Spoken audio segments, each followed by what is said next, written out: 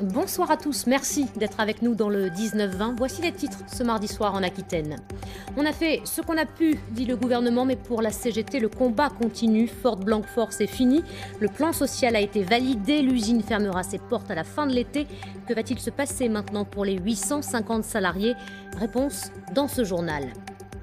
Une salle 165 millions d'euros et 20 millions d'euros supplémentaires pour la réindustrialisation du site, plus une somme non précisée pour sa dépollution. Le sort de l'usine Ford à Blanquefort et de ses 850 salariés est donc scellé. L'administration a donné son feu vert pour le plan social, plan contesté par la CGT qui veut le faire invalider. Jean-Claude Lacoste, Nicolas Pressigou. Aussitôt annoncé, aussitôt contesté, le plan de sauvegarde de l'emploi validé par la Directe ne passe pas pour les représentants du personnel Ford Blanquefort.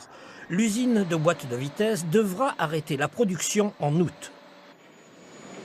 On va attaquer en justice, évidemment on va l'attaquer en justice, parce que pour nous il n'a aucune raison, aucune justification économique.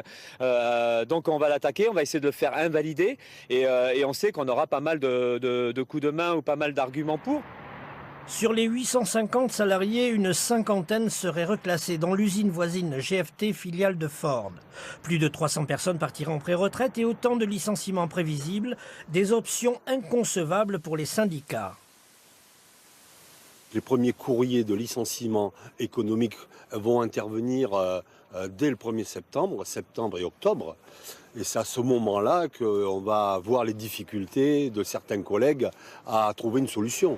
Aujourd'hui, le ministre de l'économie a indiqué lors des questions au gouvernement avoir signé une lettre d'intention prévoyant le paiement par Ford de 20 millions d'euros pour réindustrialiser le site, ce qui va dans le sens des élus.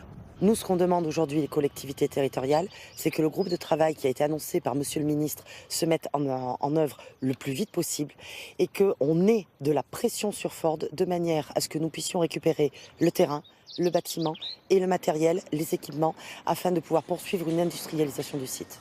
Les actions en justice vont fournir du grain à moudre au groupe de travail dans les prochains jours.